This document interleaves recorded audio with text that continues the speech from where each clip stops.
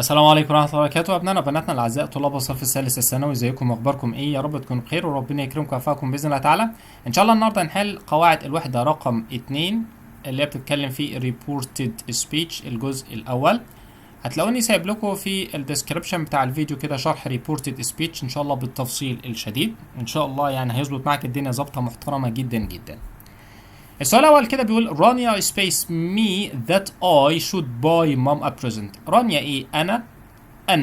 أنا يجب أن أنا أشتري للأم هدية. يا ترى said ولا told ولا reminded ولا be and see؟ خلينا ببساطة شديدة كده يا شباب نشرح الفرق ما بين كلمة said وما بين كلمة told ببساطة شديدة.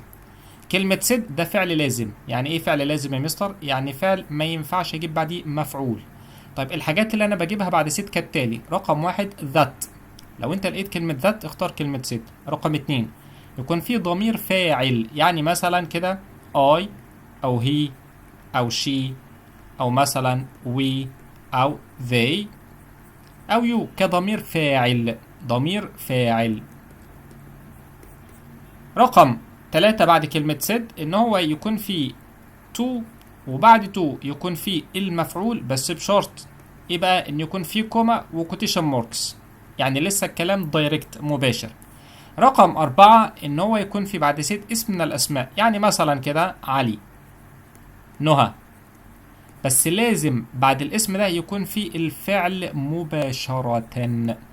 يبقى ده كده فيما يتعلق بكلمة ست. طب كلمة طولد ده فعل متعدي. يعني ايه بالعربي يا مستر فعل متعدي؟ يعني لازم يكون فيه مفعول.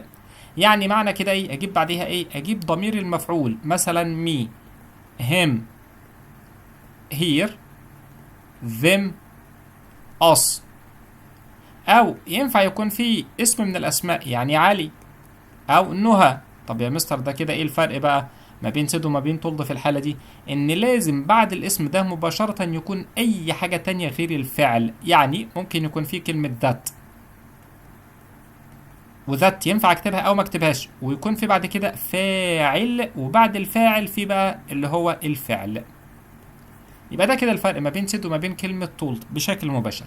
في هنا مي يا مستر، مي ده كده ضمير مفعول، يبقى انا كده تلقائي محتاج كلمة طولد. بس في حاجة، ان في كلمة طولد في حاجة تانية بتسويها، زي مثلا كلمة reminded. remind معناها يذكر، وطولد معناها اخبر. يبقى معنى كده امي اخبر او رانيا اخبرتني او ذكرتني، يبقى معنى كده في عندنا بي اند سي. طيب رقم 2 مستر ايمن سبيس ذات. يا مستر ده في كلمة ذات اهي، يبقى مباشرة ما دام في ذات يبقى انا محتاج سيد. طب في حاجات بتساوي كلمة سيد؟ ينفع، زي مثلا كلمة complained، زي مثلا explained. اي فعل ما يجيبش بعديه مفعول. يبقى طولد غلط، وريمايندد غلط، وتلقائي بي ان سي غلط. 3 اي نقط احمد. ايوه احمد بقى ده هو اللي يعمل لنا مشكلة. ليه؟ علشان احمد ده زي علي، ينفع استخدم مع سيد او ينفع استخدم مع طولد. ايه اللي الفرق بقى يا شباب؟ احنا اتفقنا لو الاسم بعديه فعل مباشرة يبقى انا محتاج كلمة سيد، اي حاجة تانية غير الفعل يبقى انا محتاج طولد. طب ده هنا في بعد احمد شود، وشود ده معناها يجب، ده فعل، يبقى في الحالة دهيت كده محتاج كلمة سيد بشكل مباشر. انا قلت ان احمد يجب ان يتصل بوالدته. لو قال لك ايه بقى؟ اي نقط احمد that he should call his mother. في الحالة دهيت كده ده في احمد، ده في بعدها كلمة ذات ده كده مش فعل. يبقى في الحالة دهيت كده انا محتاج كلمة told او كلمة reminded. وخلي بالنا قوي من الفرق ايه ده عشان ده مهم جدا. 4 لين said space I didn't need to help her. said that ولا what ولا no word ولا A and C. لين قالت ان انا مش محتاجة او انا يعني ما كنتش محتاج مساعدتها، يعني او ان انا اساعدها.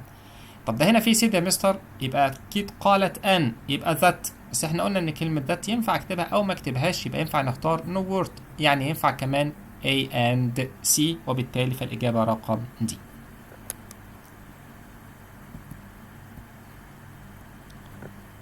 Minute 2 نهى said that. نهى قالت A was in grade 3 secondary. كانت في grade أو في سنة تالتة ثانوي. هنا hears ولا she ولا her ولا we؟ هنا نهى قالت هيرس دي معناها ملكها. طب هنا ما فيش ملكها، ده في واز فعل، يبقى معنى كده هي كانت. طب شي ده الفاعل، يبقى دي إجابة صح. هير ملكها، واللازم يكون في بعدها اسم الحاجة اللي هي بتمتلكها، يبقى معنى كده غلط عشان ما فيش اسم. طيب وي معناها نحن، هو هنا نهى قالت ان ايه، ان نحن ولا ان هي؟ اكيد يا مستر ان هي. طيب وي كمان غلط ليه؟ علشان في هنا اساسا كلمة واز، وواز ما ينفعش تاخد كلمة وي، بمعنى كده ان دي غلط تماما. رقم 2 I told أشرف that the house was space. أنا أخبرت أشرف أن المنزل كان. هي معناها هو، ينفع أقول لك المنزل كان هو؟ غلط. ماي معناها حاجة ملكي، بس لازم يكون في بعدها اسم. يعني أقول لك مثلا ماي هاوس كانت تبقى إجابة صح، مفيش اسم يبقى ماي غلط. طب هم دي معناها هو، ده ضمير المفعول من كلمة هي، أقول أن المنزل كان هو يبقى غلط. طيب ماين معناها ملكي، أن المنزل كان ملكي، وماين دي ما بجيبش بعدها اسم، فبالتالي دي إجابة صحيحة. 3 I would like to borrow your bike. أنا أود أن أستعير الدراجة بتاعتك. أيمن سيد، أيمن قال إن هو كان عايز يستعير الدراجة، يبقى الدراجة بتاعتي. yours ده كده معناها ملكك، ويورس دي كده لا يأتي بعدها اسم. طب ده في بايك اسم، يبقى معنى كده ان يورس غلط. طيب هير دراجتها، اصله ما قالش مثلا كده I'd like to borrow هير بايك، يبقى معنى كده ان دي غلط. طيب ماي ولا ماين؟ ماي ملكي وماين ملكي، بس الفرق ان ماين ما ينفعش يكون في بعدها اسم، يبقى ماين غلط. يبقى الإجابة رقم سي ماي، عشان لسه قايلين ماي زائد اسم الدراجة بتاعتي. 4 The red book isn't yours. رودينا، الكتاب الأحمر لا يكون كتابك يا رودينا. أحمد told رودينا the red book was not. أحمد قال لرودينا أن الكتاب الأحمر لم يكن، يبقى أكيد لم يكن ملكها هي. هيرس، ودي إجابة صح. ليه؟ لأن هيرس معناها ملكها وما جيبش بعدها اسم، فدي إجابة صح. طيب هيز دي معناها ملكه. طب ده هنا بيكلم مين؟ بيكلم رودينا، يبقى مش بيكلم ولد، يبقى دي غلط. ماين معناها ملكي، نفس الفكرة، هو مش بيكلمني أنا. وأورز معناها ملكنا، هو مش بيكلمنا إحنا، ده هو بيكلم رودينا، يبقى أورز غلط. 5 we are leaving now. إحنا هنغادر دلوقتي. عمر ست، عمر قال we're leaving then. طبعا we're يبقى ده جمع. she ما ينفعش تاخد we're. him ده غلط خالص عشان ده أساسا ضمير مفعول. I تاخدش كلمة we're، يبقى they were. You refuse to help me. انت رفضت انك تساعدني. Mom said that. قالت ان رفض ان هو يساعدها، فاكيد هنا يو انت، يبقى تلقائي بتكلم مين؟ بتكلمني انا. mine معناها ملكي، وهنا مفيش ملكية خالص. I معناها انا، اجابة صح عشان ده ضمير فاعل. me برضو معناها انا، بس ده ضمير مفعول، اجيبه فين؟ يكون في قبل كده الفعل او حرف الجر، يبقى معنى كده ده هي جايه قبل الفعل، اللي بجيبه قبل الفعل الفاعل، يبقى مي غلط. ماي ده معناها ملكي، لازم يكون في بعدها اسم، وهنا مفيش اسم، ده فيه فعل، يبقى ماي إجابة خاطئة.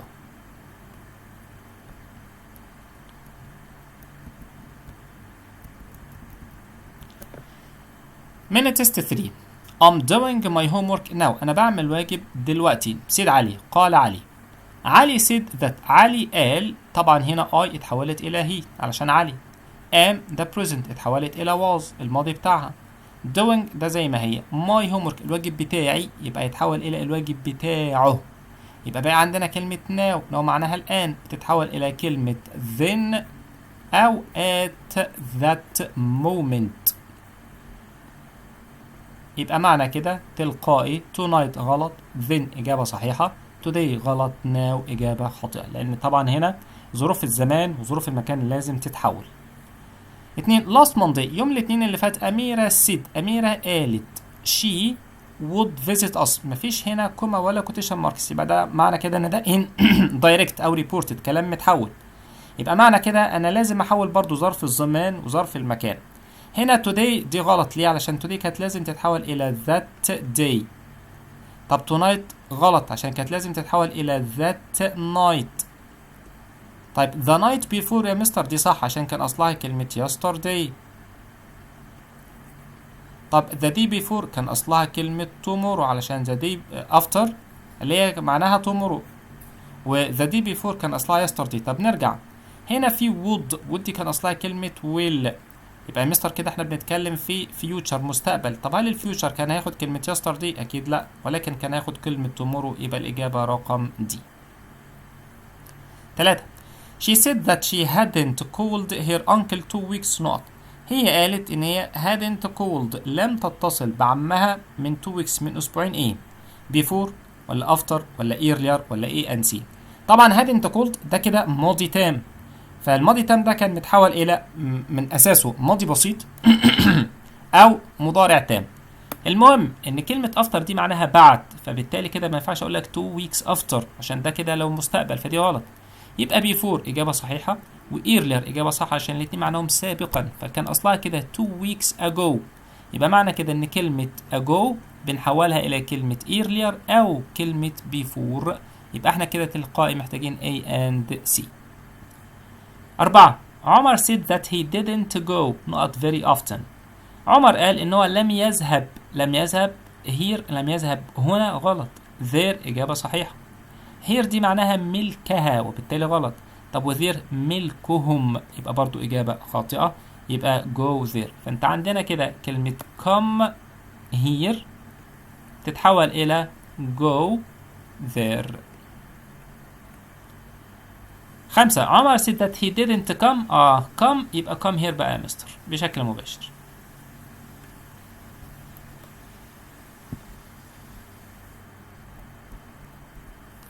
Minute test 4. Rami promised me that he space buy me a bike the following week.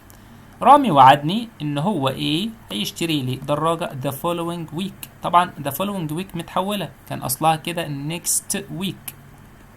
يبقى معنى كده يا مستر انا كده تلقائيا لازم احول ايه؟ لازم احول الافعال. كان دي غلط عشان كانت لازم تتحول الى كود، يبقى دي غلط. طب ماست غلط ليه؟ علشان ماست كده كانت لازم تتحول الى would have to. يبقى معنى كده ان دي غلط. would طب دي اجابه صح ليه؟ اصل would يا مستر كان اصلها كلمه will، وwill دي بستخدمها في المستقبل، فwill هتتحول الى would، يبقى would اجابه صح. may غلط علشان may كانت لازم تتحول الى might. 2. I'm exhausted said إيمان said that she space exhausted. طبعا في هنا في quotation marks وفي كوما، يبقى معنى كده ان ده لسه direct مباشر. طب انا عايز احول من direct الى indirect، فعملنا ايه؟ إيمان said اهي علشان في بعدها ذات. I اتحولت الى she علشان إيمان اللي بتتكلم، يبقى am ده present لازم احوله الى الباست بتاع am اللي هو was. يبقى رقم دي اجابة صحيحة. 3. We told him that we space after school the day before. احنا قلنا له ان احنا ايه بعد المدرسة the day before. the day before اللي هي كان اصلها كلمة yesterday. يبقى معنى كده احنا كنا بنتكلم في yesterday، يبقى ده كده التصريف رقم 2 اللي هو الماضي البسيط. طب الماضي البسيط لازم يتحول الى had والتصريف الثالث. طيب played دي غلط. had played اجابة صح علشان ده had والتصريف الثالث. was played ده غلط علشان مفيش had و played طبعا. had been played ده كده had وبين والتصريف رقم 3 ده كده passive مبني للمجهول. ووي احنا يبقى احنا اللي لعبنا، يبقى ده كده مبني للمعلوم، يبقى رقم B. 4. I had lunch outdoors. My father said he spaced lunch outdoors. أنا had ماضي lunch outdoors. خلي بالنا بقى من الجملة دي علشان فيها فكرة. هنا يا مستر كده ما جابش في الجملة بتاعتي اللي هي داخل كوتيشن ماركس كلمة تدل على البوست، وفي نفس الفكرة في الاندايركت مفيش هنا حاجة تدل على البوست. يبقى معنى كده في حالة وجود بوست سيمبل ومفيش كلمة تدل على زمن الماضي، يبقى يجوز أن يبقى كما هو، أو يجوز أن أنا أجيب الأقدم بتاعه اللي هو هاد والتصريف رقم 3. يبقى هاد أول واحدة إجابة صح عشان هاد هتفضل زي ما هي. هاد صح علشان هاد والتصريف الثالث ده الماضي التام بتاع كلمة هاد. was هاد دي غلط خالص، وطبعا A and B يبقى الإجابة رقم D. يبقى لو في past simple ماضي بسيط اهو ومفيش كلمة تدل على زمن الباست، ينفع اخلي ماضي بسيط زي ما هو، او ينفع ان انا احوله الى ماضي تام. طب لو كان في كلمة تدل على الماضي زي مثلا yesterday او ago او last او اكيد الكلمات دي هتتحول، يبقى انا لازم كمان احول معاها الماضي البسيط الى ماضي تام. 5 I must leave now. أنا لازم أمشي دلوقتي. He said that he space leave then. هو هنا كده محول كلمة now إلى كلمة then، يبقى أنا لازم أحول الأفعال بتاعتي. must، يا ترى هنقول had to ولا must ولا would have to ولا will have to؟ خلي بالنا بقى عشان must ليها كذا حالة. must لو احنا بنتكلم في ضرورة مؤقتة، يعني حاجة تحصل دلوقتي بس مثلا أو النهاردة بس، يبقى must في الحالة دي كده تتحول إلى had to. طب ده في هنا كلمة now، يبقى دي إجابة صح. طيب must تفضل must زي ما هي، يبقى تبقى كما هي. إمتى؟ لو بنتكلم في ضرورة دائمة، حاجة لازم تحصل في كل الأوقات، القوانين مثلا، القواعد، طاعة الآباء والأمهات وما شابه، يبقى الحاجات دي كلها المفروض تحصل في كل الأوقات، يبقى must تفضل زي ما هي. طيب must تتحول إلى would have to لو أنا بتكلم على الضرورة في المستقبل، وهنا مفيش مستقبل يبقى دي غلط، طبعا دي غلط. طب will have to ده طبعا هنا now متحولة، يبقى أنا تلقائي مش محتاج will have to. 6 I must leave tomorrow. He said that he space the following day. مستر ده في كلمة tomorrow هنا، وtomorrow هنا متحولة إلى the following day، يبقى معنى كده إن ده future، يبقى كلمة must بقى لسه قايلين إن هي في الفيوتشر بتتحول إلى would have to، يبقى هاتوا غلط تاني علشان دي ضرورة مؤقتة. now مثلا today must يبقى تفضل زي ما هي لو في حالة القواعد والقوانين العامة، يبقى ده غلط. would have to لو في المستقبل، will have to طبعا دي غلط عشان مش متحولة. 7 I must leave now. he said that he space leave now. أيوة يا مستر ده هنا في بقى كلمة now زي ما هي، لو في كلمة now زي ما هي يبقى في الحالة ديت كده بعمل ايه؟ must مش بتتحول، يبقى تنزل زي ما هي must. طيب I must leave tomorrow، أنا لازم أمشي بكرة. he said that he space leave tomorrow. طب ده في كلمة tomorrow، tomorrow كده متحولتش، يبقى معنى كده أنا بتكلم في الفيوتشر، يبقى ما ينفعش أحول must إلى had to. ينفع أخلي must زي ما هي أو will have to، علشان will have to كده كده الضرورة في المستقبل زي كلمة must، يبقى معنى كده B and C الاتنين صح.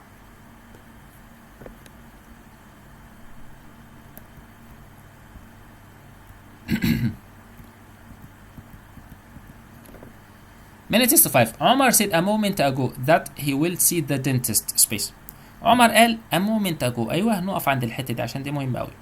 a moment ago كده معناها من لحظة فاتت، لما نشوف كده كلمة a moment ago أو a short time ago أو مثلا كلمة just now أو has أو have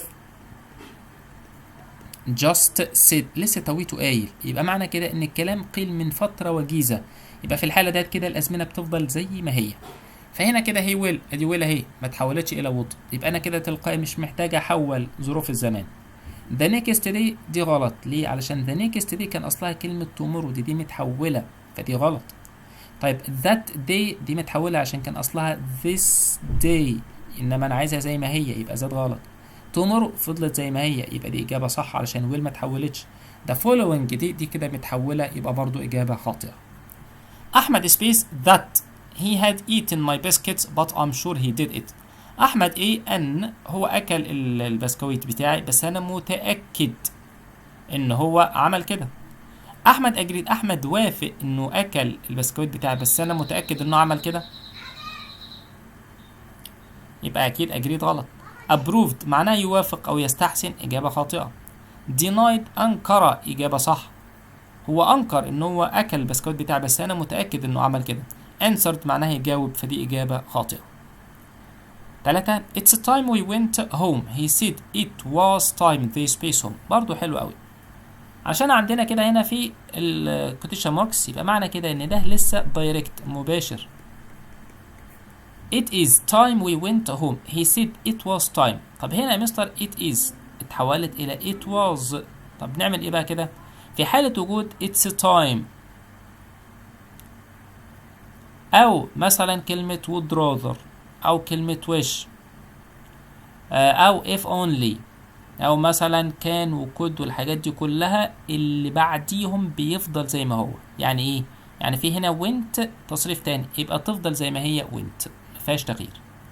يبقى تاني كده في حالة وجود كلمة it's time أو كلمة wish أو كلمة would rather أو if only او would او could او should، كل الحاجات دي كلها الفعل اللي بعديهم بيفضل زي ما هو بدون تغيير. فهنا في went، يبقى معنى كده انا محتاج went تصريف تاني زي ما هي. طيب امال يا مستر هنا ليه was اتغيرت؟ علشان is بس هي اللي هتتغير، انما اللي بعديها مش هيكون فيه تغيير. 4. As a child I used to like cartoons. كطفل أنا كنت بحب الكرتون. He said that he used to like cartoons as a child. فهو هنا إيه؟ المفروض هنا في I used to. طب يا ترى used to متعود، ده في quotation marks، يبقى ده كده direct مباشر. طيب عايز أحوله إلى indirect. used to بتفضل زي ما هي بدون أي تغيير، يبقى معنى كده used زي ما هي. 5. lions eat meat. الأسد أو الأسود بتاكل لحمة. طبعا الجملة دي كده بتعبر عن fact اللي هي حقيقة. طب لما نيجي نتكلم عن الفاكتس الحقائق، فالجمل بتفضل زي ما هي، الأزمنة بتفضل زي ما هي مش بتتغير. يبقى she said that lions eat، إجابة صح عشان ده present simple بتاع الفاكتس. are eating ده present بس present continuous، حاجة بتحصل دلوقتي أو ترتيب في المستقبل. had eaten ده ماضي تام غلط، we're eating ده ماضي مستمر. طبعا عشان دي فاكت فالأزمنة بتفضل زي ما هي. سؤال رقم 6. Cairo is the largest city in Africa. He said that Cairo is the largest city in Africa. القاهرة تكون أكبر مدينة في أفريقيا. هو قال إن القاهرة إيه أكبر مدينة في أفريقيا. خلي بالنا من الجملة دي عشان الجملة دي كده ممكن يعني تسبب لغط شوية عند بعض الناس. يا ترى هنقول كايرو is ولا كايرو was ولا كايرو had been ولا كايرو A and B؟ الاتنين صح. طيب احنا لسه قايلين كده في الجملة رقم 5 دي كده دي فاكت، فالفاكتس بتفضل زي ما هي، بس دايما الفاكتس بتكون الساينتفك فاكتس اللي هي الحقائق العلمية، الحقائق العلمية اللي هي ما ينفعش تتغير خالص. طب القاهرة تكون أكبر مدينة أفريقية، هل دي حقيقة علمية؟ لا، دي مش حقيقة علمية. ليه؟ لأن القاهرة أكبر مدينة في أفريقيا. ممكن مدينة دلوقتي صح، بس ممكن مثلا كم مدينة تانية المدن الحدود اللي بيناتهم تتشال وبالتالي يصبحوا مدينة واحدة، يبقى كده دي مش حقيقة علمية. يبقى في الحالة دهيت كده تنفع تكون was على اعتبار إن is اتحولت إلى was ماشي، أو تنفع تكون is زي ما هي. لو is زي ما هي يبقى معنى كده إن القاهرة كانت وما تزال حتى الآن أكبر مدينة في أفريقيا، يبقى دي كده على اعتبار إن دي فاكت. طيب was لو كان الكلام وقت ما الكلام ده ما اتقال القاهرة كانت أكبر مدينة ودلوقتي مش أكبر مدينة، يبقى يجوز إن هي تبقى was، مفيش مشكلة أحول is إلى was. طب هاد بين دي غلط خالص عشان ده لازم كان يكون أصلها ماضي بسيط، يبقى بالتالي كده الإجابة رقم دي A and B. تاني بس كده ببساطة شديدة الحاجات اللي هي مش بتتغير الأزمنة الساينتفك فاكتس الحقائق العلمية. السؤال رقم 7 بيقول I will call you tomorrow 10 minutes ago I told Sammy that I space him tomorrow. خلي بالك بقى في الكوتيشن ماركس هيبقى ده كده دايركت زي ما اتفقنا 10 minutes ago من 10 دقايق فاتت، يبقى معنى كده ان الكلام لسه توقيته متقال. ثانيا في كلمة تومورو زي ما هي مش متحولة، يبقى أنا مش محتاج أحول الزمن بتاعي، وبالتالي فكلمة هنا will هتفضل زي ما هي، يبقى would غلط، cooled غلط، had غلط، يبقى will cool. يبقى هنا كده مش بنحول الأزمنة بتاعتك في حالة إن الكلام لسه توقيته متقال أو إن كمان الظروف الزمان زي ما هي نزلت زي ما هي. 8 إسراء says she is space tired will you let her go home. إسراء says ده present، فعل القول present. إذا كان فعل القول في المضارع عندك مثلا كلمة says، عندك كلمة tells، عندك كلمة asks، عندك كلمة مثلا advises وما شابه. يعني في الحالة دهيت كده الأزمنة بتفضل زي ما هي، مضارع مضارع، ماضي ماضي، مش بجيب اللي أقدم منه. ففي هنا will يولد، هل هتسيبها تستريح؟ يبقى أنا تلقائي كده she is ولا she was ولا she had been ولا she have been. أكيد she يا مستر ما ينفعش تاخد have. طب had been ده ماضي تام بستخدمه لو كان الجزء الثاني ماضي بسيط وبالتالي ده غلط. طب she was tired هي كانت تعبانة، فهل هتسيبها تستريح ولا هي تعبانة دلوقتي؟ أكيد تعبانة دلوقتي، يبقى معنى كده الإجابة أول واحدة.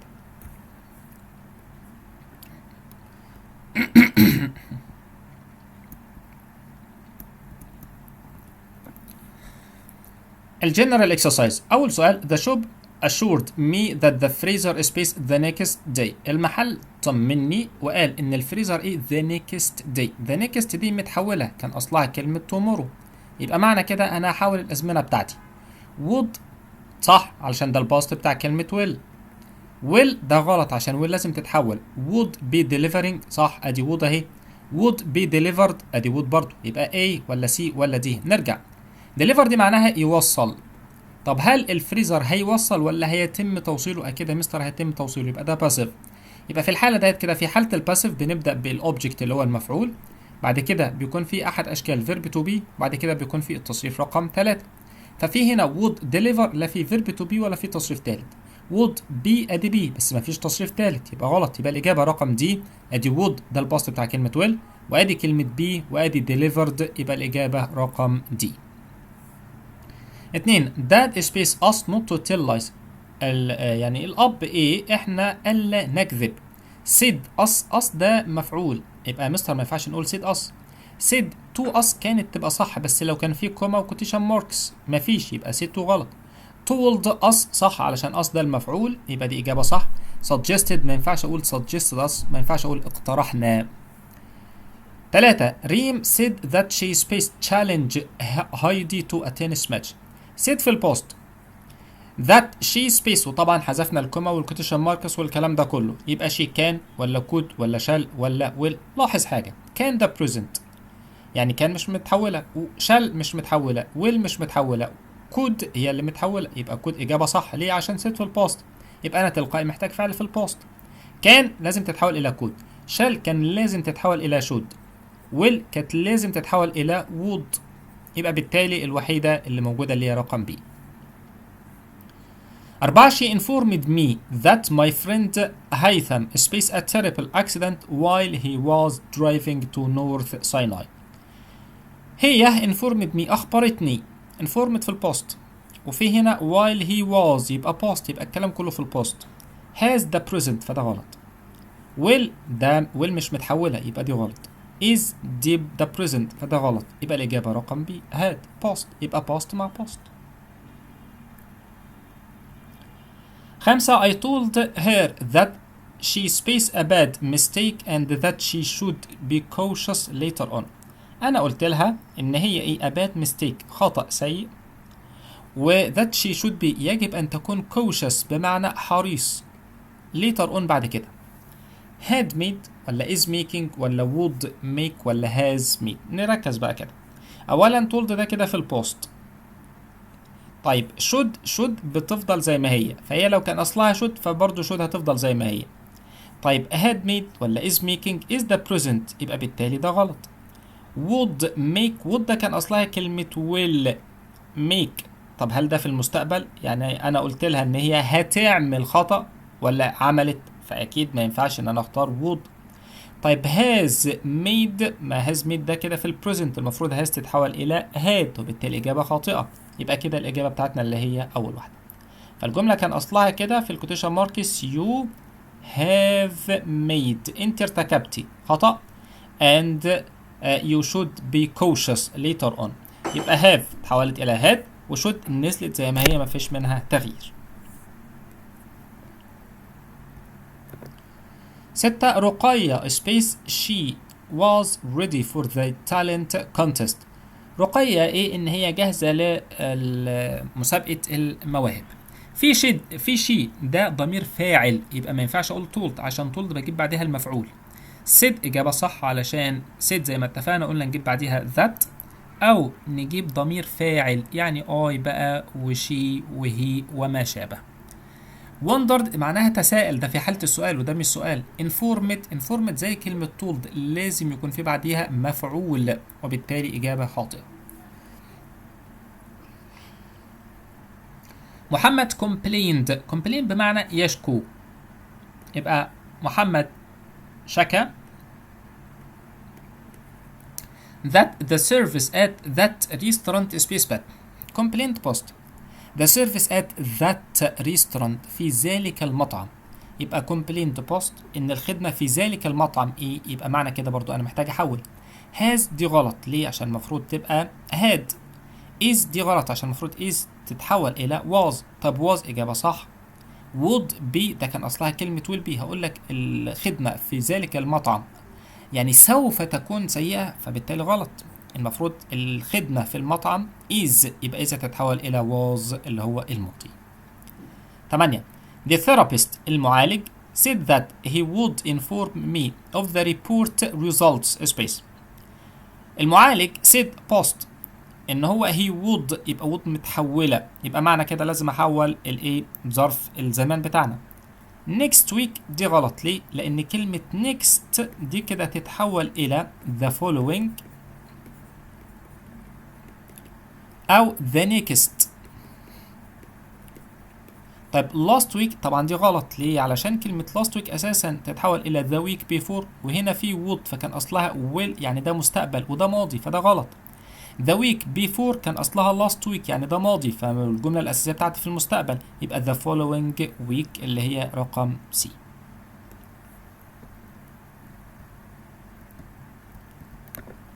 حكيم told me that he spaced his lesson at that moment. told في البوست و at that moment في تلك اللحظة، يبقى ظرف الزمان متحول، يبقى أنا هحول الأزمنة بتاعتي. was revising إجابة صح علشان he was و revising في ing. has the present will ده غلط لازم تتحول إلى would. was revised أدي was يا مستر ماضي، بس ده في هنا revised ده تصريف رقم 3. was والتصريف الثالث ده كده مبني للمجهول، إنما هنا he هو اللي كان بيراجع، يبقى ده مبني للمعلوم، يبقى دي إجابة خاطئة. The boss said that the company space efficient and punctual workers the next month. في هنا المدير قال إن الشركة إيه بقى العمال punctual ملتزم في المواعيد، efficient معناها كفء، يبقى إيه بقى العمال الموظفين والمنضبطين والأكفاء the next month، وكمان متحولة the next month عشان كان أصلها next month. يبقى أنا كده عملت إيه؟ أنا حولت ظروف الزمان بتاعتي، يبقى لازم أحول الأزمنة. had promoted ولا is promoting ولا is going to promote ولا was going to promote. نركز بقى. had promoted ده غلط ليه؟ أصل had والتصريف التالت أنا كده بتكلم في البوست في الماضي، إنما the next ده future. is دي غلط علشان المفروض is تتحول تبقى was. is ده برضه غلط، is المفروض تتحول إلى was، يبقى الإجابة رقم دي أدي was going to promote. طب تقول لي يا مستر ده هنا was going، ما هو ده ماضي. طب هو مش ده مستقبل هنا؟ أقول لك صح، بس هنا كان اصلها كده ان ايه the company is going to، واحنا عارفين طبعا am is are going to الانفينيتيف بنستخدمها علشان نعمل مثلا خطط في المستقبل او مثلا كده قرار في المستقبل وما شابه، فis هتتحول الى was. The social studies teacher told us that Cairo is the most populated city in Africa. مدرس الدراسات told us أخبرنا أن القاهرة إيه مدينة مزدحمة في أفريقيا. خلي بالك بقى عشان ده كان زي السؤال اللي هو اللي كان إيه في الميني تيست، بس الاختلاف هنا إيه is being ولا is ولا has been ولا will be.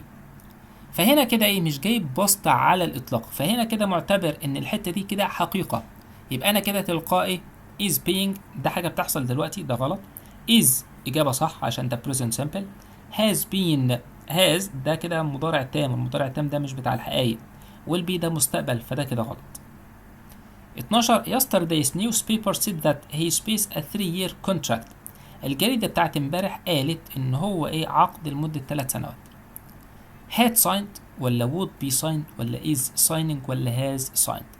في said في البوست، يبقى انا كده تلقائي محتاج بوست، وخاصة هنا كده مفيش ظرف زمان او حاجة تدل على ان الحاجة لسه زي ما هي، فهاز دي غلط مفروض تبقى had، is غلط مفروض تبقى was، would be signed would the post، طب وهاد the post، بس would be وتصريف رقم 3 ده مبني للمجهول، وهاد وتصريف 3 ده مبني للمعلوم، هو sign معناها يوقع، ان هو ايه يبقى وقع، يبقى الجملة بتاعتي مبنية للمعلوم يبقى had signed. 13 he said that it was raining said post it was، يبقى الكلام كده post متحول، يبقى انا لازم احول ظروف الزمان. here دي غلط عشان يعني اكيد يعني هي كانت بتمطر، here كنت اقول عليها there. then اجابة صح عشان كان اصلها كلمة now، فناو اصلها بتتحول الى then، علشان was raining ده كان اصلها it is raining now، يبقى it is حولنا الى was، now اتحولت الى then. now غلط عشان مش متحولة، tomorrow ده برضو مش متحولة. 14 my parents promised me that they space me a laptop if I succeeded. promised post، وفي هنا succeeded post، بس خلي بالك علشان في if يبقى حالة if. هنا if I succeeded يبقى if وفاعل succeeded ده تصريف رقم 2، يبقى أنا كده تلقائي محتاج الحالة التانية من حالة if. طب الحالة التانية من حالات if بتتكون من إيه؟ من would والinfinitive. يبقى معنى كده اللي بتساوي كلمة have غلط، by غلط، will غلط، might by. ليه؟ علشان إن كلمة might زيها زي كلمة would زيها زي كلمة could. يبقى could أو would أو might ونجيب بعديهم الانفينيتيف علشان دي الحالة رقم 2. 15 he wondered how many goals they had scored space week. wondered تساءل. had scored يبقى ده past، يبقى أنا برضو لازم أحول ظرف الزمان. this غلط، كانت لازم تحول إلى that إجابة صح. the week برضو دي غلط خالص عشان ما ينفعش أقول the week. it ودي غلط تماما.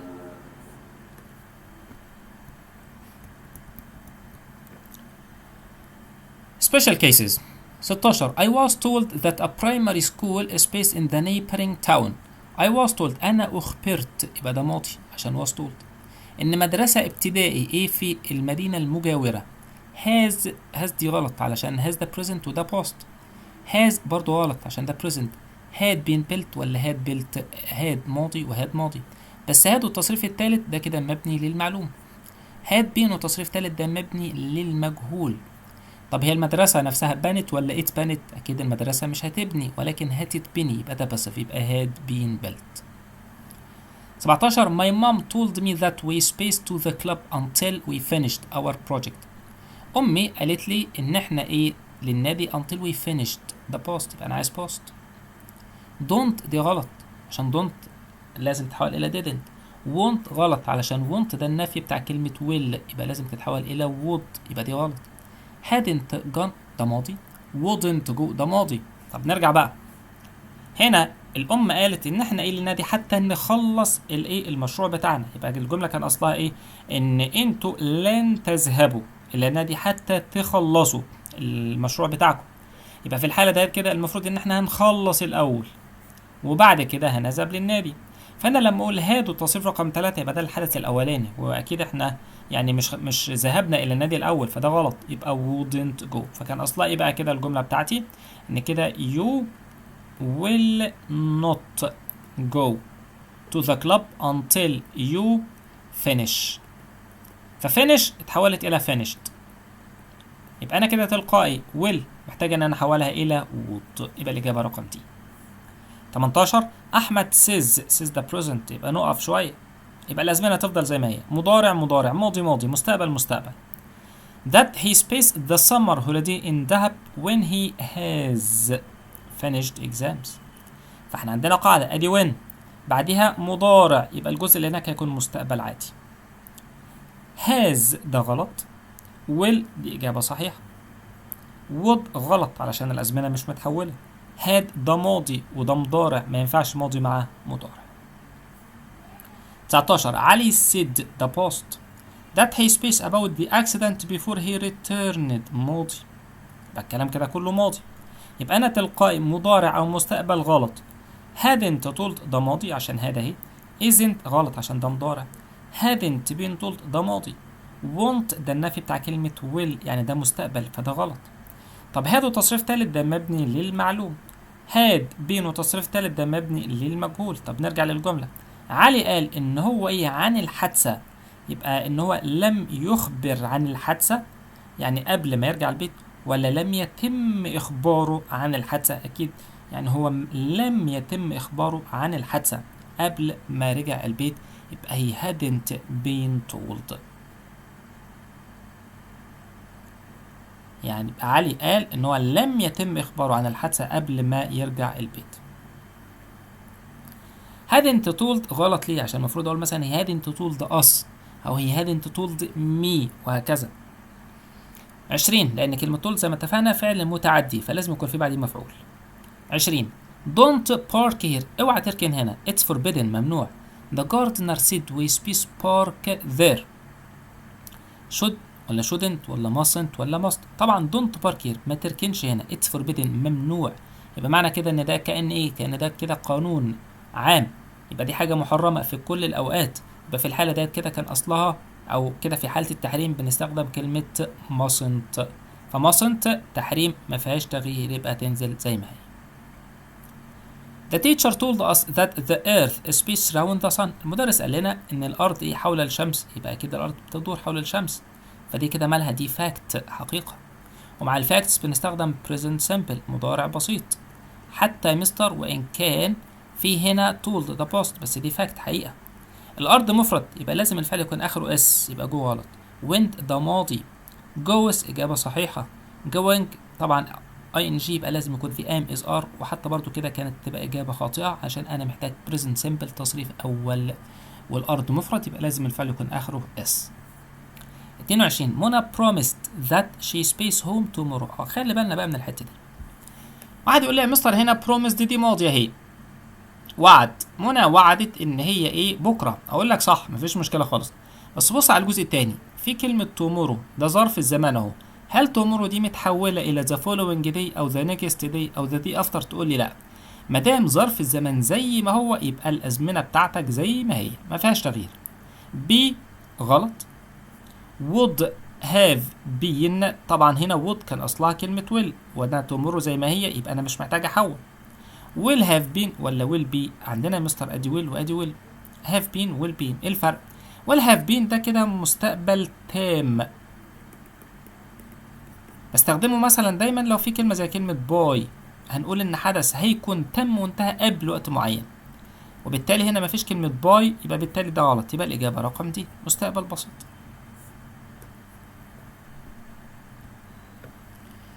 23 منيرة has just told أميرة that they space to their friend's wedding tonight.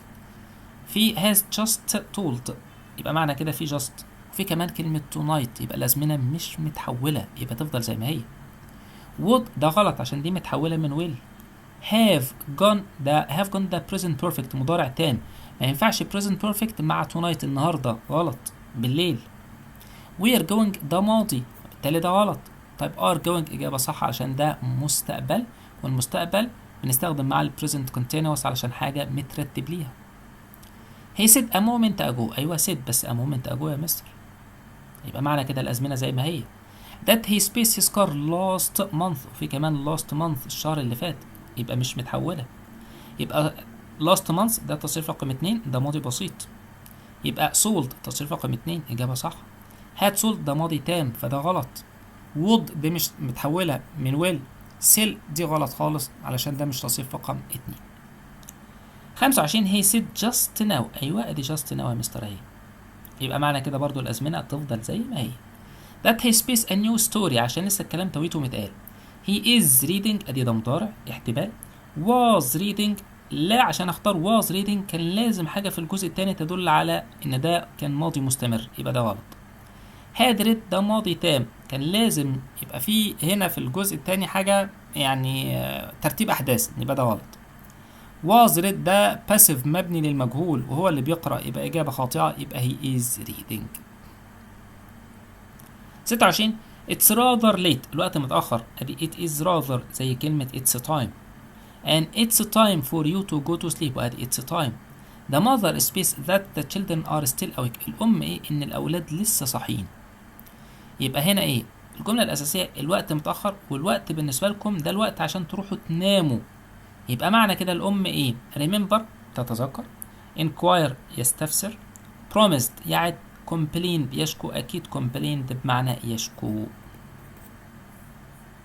27 at the wedding party yesterday في حفلة الزفاف بتاع امبارح the bride said العروسة said قالت the happiest day of her life that today was، ينفع today was لا دي غلط، today مش متحولة.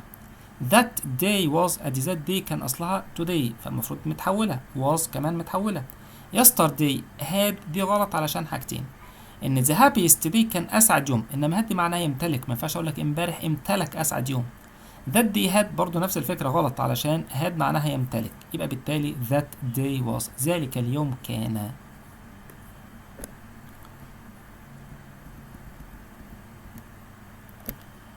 #28 the hostess inquires if we space coffee. مضيفة الطيران inquires ده present مضارع. بتسأل لو احنا ايه القهوة liked ده ماضي، يبقى كان لازم في حاجة في الجملة تدل على الماضي، يبقى غلط. had liked ده ماضي تام، فده غلط خالص، مفيش ماضي بسيط اساسا. like ولا likes ده هنا وي، ما ينفعش مع وي الفعل يكون اخره اس، يبقى we like بس. علشان I you we they او اي اسم جمع يبقى انا محتاج infinitive.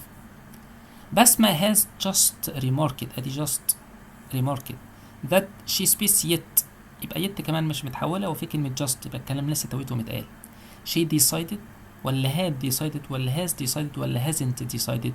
اكيد هنا كده ادي just يبقى الكلام مش متحول، فيت دايما present perfect مضارع تام، يبقى decided غلط، had غلط، has decided ولا hasn't decided طبعا بناء على معنى الجملة فان هي لم تقرر حتى الآن، يبقى في نفي، يبقى hasn't decided. عمرو says the present he space in a bank in the city center he enjoys the present، يبقى معنى كده انا محتاج present مضارع. had worked ده ماضي تام غلط خالص، worked ده ماضي بسيط غلط علشان الجملة مش في الماضي، works إجابة صح علشان ده مضارع بسيط مع مضارع بسيط، would دي متحولة أساسا من كلمة will، فدي غلط علشان الأزمنة مش متحولة. check your understanding. you refuse to help me عمر، انت رفضت انك تساعدني في كوما يا عمر، يبقى the pronoun me، انت رفضت انك تساعدني انا يا عمر، يبقى كلمة me انا بتعود على مين؟ على هو ولا عمر ولا the addressee المخاطب ولا the speaker المتكلم؟ اكيد the speaker المتكلم، علشان عمر هو المخاطب انما انا المتكلم. you refuse to help me عمر، انت رفضت انك تساعدني يا عمر. عمر said عمر اللي لا غلط، ده انا اللي قلت، يبقى بي برضو غلط. I said that عمر، انا قلت ان عمر had refused to help me ولا I said that I had refused؟ انا قلت ان عمر رفض يساعدني ولا انا قلت ان انا رفضت ان انا اساعد عمر؟ اكيد عمر هو اللي رفض يساعدني، يبقى دي غلط، يبقى الاجابه رقم سي. He said he was traveling to Paris the following day. هنا said مفيش كوما ومفيش كوتيشن ماركس والضمائر متحوله والازمنه متحوله وظروف الزمان متحوله. طب ده جايب كوتيشن ماركس، يبقى انا عايز ارجعها لاصلها بقى، يبقى اعمل ايه بقى؟ ارجع كل حاجه الاصل بتاعها. هي يبقى ترجع الى اي، يبقى اي واي واي واي، تمام. was دي كان اصلها ام او از او ار، يبقى was غلط والغلط، يبقى عندنا بي وعندنا دي. I'm traveling to Paris today ولا I'm traveling to Paris tomorrow؟ فهنا the following day يبقى كان اصلها مش today ولكن tomorrow، يبقى الاجابه رقم دي. I might take 2 days off. مها ست انا ممكن اخد يومين اجازه، مها قالت. طيب يبقى انا عايز احول الكلام ده عشان في هنا كوتيشن ماركس اهو.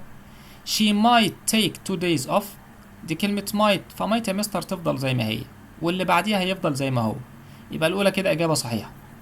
she might have taken ده غلط علشان هنا might وهاف تصريف رقم 3 فدي غلط. she had taken ده كده ماضي تام كان اصلها ماضي بسيط، يبقى ده غلط، يبقى بالتالي كمان دي اجابه خاطئه. I had returned home by midnight. علي said that he، طبعا في هنا كوتيشن ماركس اهو، يبقى انا كده عايز احول، بس ده في هنا had returned يا مستر ده ماضي تام، الماضي التام بيفضل زي ما هو مفيش فيه تغيير، يبقى he had been returning ده ماضي تام مستمر فده غلط. had returned اجابه صح. was ده ماضي مستمر فده غلط، و was being ده برضو غلط خالص، يبقى الماضي التام يفضل زي ما هو مفيش منه ماضي، زي should تنزل زي ما هي، could تنزل زي ما هي، would تنزل زي ما هي. I will lend you the money you need إسراء، أنا هسلفك الفلوس اللي أنت محتاجاها يا إسراء، في كوتيشن ماركس، فأنا عايز أحول. أحمد told إسراء ده، أحمد قال لإسراء أن. he will لا ده أنا كده لازم هحول علشان told. طب كمان she will برضو غلط. طيب he would و he would الاتنين صح، lend her و lend her. the money she needed ولا she needs؟